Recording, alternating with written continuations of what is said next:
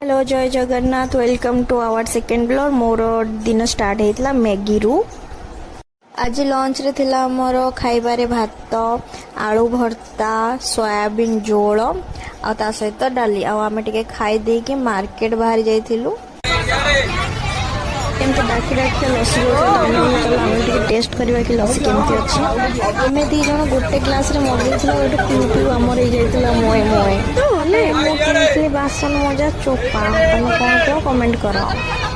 Eighty Sasmita नेला गोटे kitchen सामान जोटा तेल लगे करती से आपण मैंने कौन कहते कमेंट करंतु।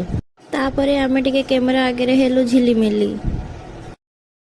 तापर आमे मॉल पहुंच जाइथिलो। मॉल पहुंचला पर सस्मिता गोटे ड्रेस भल लागला जार कलर थिला बहुत भल।